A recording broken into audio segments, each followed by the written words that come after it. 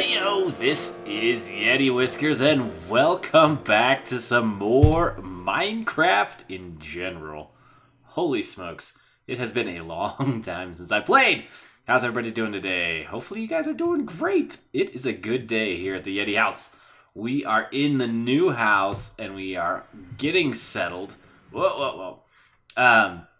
So things are going pretty good for us. We're pretty happy, pretty excited. Mrs. Yeti, I know for sure, is very excited to be here. I'm pretty happy too. Lots more space. I'm down in the guest bedroom / recording room. So I used to record in the master bedroom of our old place, which wasn't too bad. It was kind of nice because Mrs. Yeti would hang out with me. And in between cuts, we could chit-chat and hang out together. But now I've got my own little recording area, which is also pretty awesome. So happy Yetis all the way around. Tiny Yeti Cub. She loves her new room. It's all princessed out, decked out, so she's pretty happy. Her only requirement was that she had an Anna and Elsa bed, so we grabbed her a little comforter, Anna and Elsa bed from the Walmart. Walmart, that's the place. So what we're doing, we're just going to replace this little chest here with an ender chest so people can grab themselves some diamonds. We've had a few sales. We actually need to replace some orange. And I dropped that diamond off over to Original. So, WC Hamlet, who also plays on the server on Discord, suggested that we start selling some concrete powder as well. But today the plan is to get ourselves a easier means to get concrete. So the way that we are going to do that, and this is actually going to apply to some of the farms that we have in the future, oh, hey, we didn't take any damage. Normally I come back, I take some damage. So we're talking farms. Oh, yes. So we're going to be doing that through a blast chamber that was designed by Mango.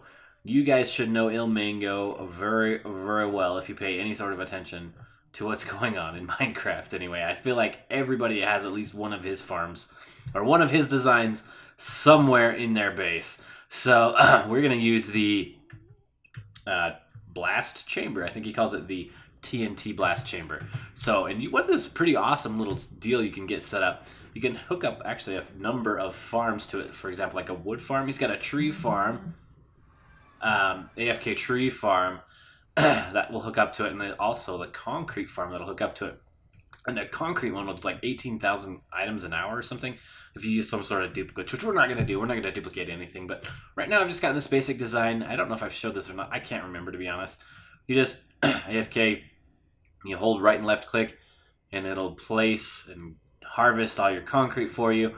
It takes a while. So what we're going to do is we're going to get that blast chamber set up, and we're also going to get, an automated way for us to get the concrete powder turned into regular concrete. It'll go over there, and it will blow up. And I think he said it's like 99.47, I don't know, something like 99.7. I got it right in front of me. 99.7% efficient. So that's pretty awesome.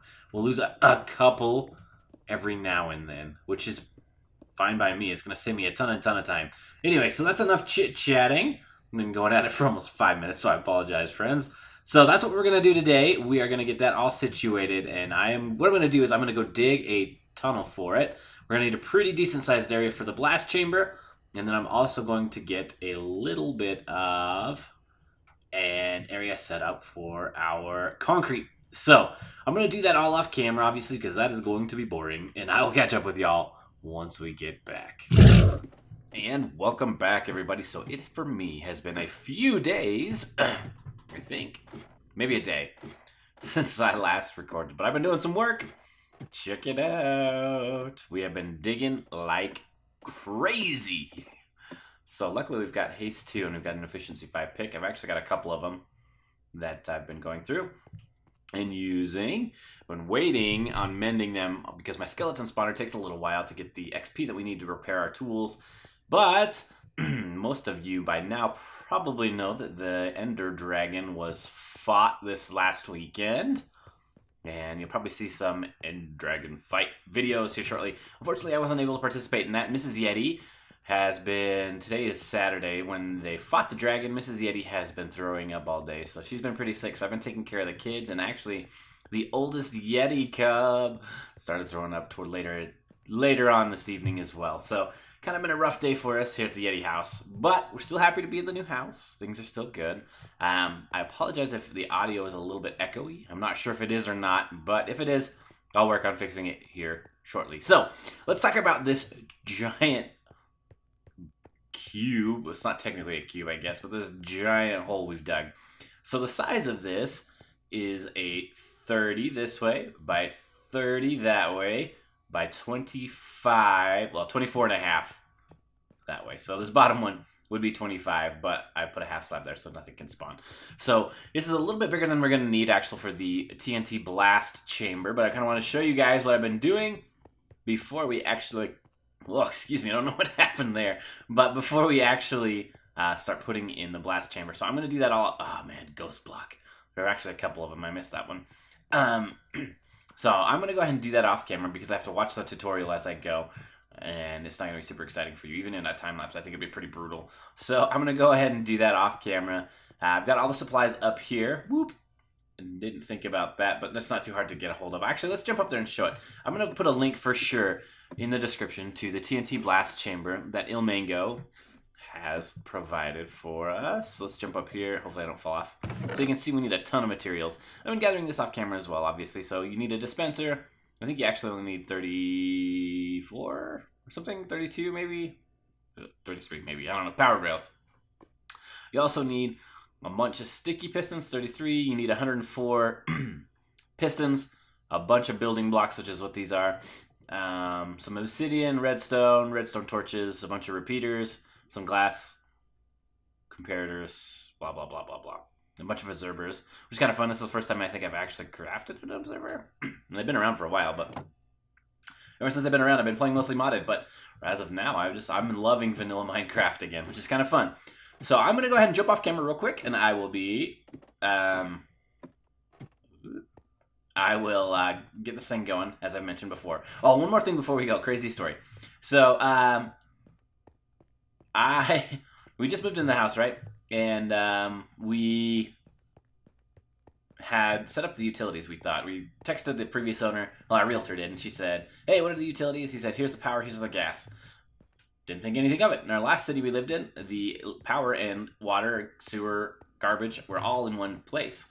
But here in the new city, power is separate from the water and sewer and all that fun stuff. So we got the electricity set up and we got the gas set up. No big deal. We got that set up 2 days ago now. And no big deal. And then we woke up yesterday, I did, to shower to go to work, and the water was turned off. Turns out if you don't have that set up, they're not going to let you run the water for free. So, note to self, pro tip, anybody who's buying a house, make sure that you know. Otherwise, you'll go to work stinking. It wasn't that bad. I'd showered the night before, actually, luckily. So, no big deal. And we got it situated, like, within an hour of them opening. So, and then they came over. It only took them, like, an hour or two to come over and turn the water back on. So, no big deal, but just kind of thought I'd share that with you. So, it's been crazy around the Yeti house, but it's good crazy. Good crazy. So, anyway, I'm going to go build this real quick. I think I've said that 4 times now. So, it's actually going to happen, and then I'll jump back to you once we're ready. So, see you guys in just a sec. Welcome back, everybody. So I have been working at this thing for hours and hours, but I think it's ready for the very first official test. We're just going to use cobblestone because that's one of the modules you can throw on top of this thing. So Ilmango has a couple modules that he's already prepared, and yeah, I think he had planned for more, but I'm not 100% sure. So let's take a look at this bad boy. Here's our item collection system. So we'll beef this out for sure, and we're going to have it so it'll sort into the different things that we're going to be putting into it. We're going to have a tree farm, and most importantly, we're going to have a concrete farm, and we'll have that sort by color, so that we can just go take that to the store when we're ready, and we'll just gather that here for now. This is temporary. Let's see, trying to get the best view of this. So this is where the items will actually come in right here, and what this does essentially is it'll put one here and one there. One here, one there, one here, one there, one here, one there, so on and so forth until it builds up, and it goes up all the way here, fills this guy up, at which point it'll push the top, then the next layer, the next layer, the next layer, and I think it may do a couple at a time, which is fine.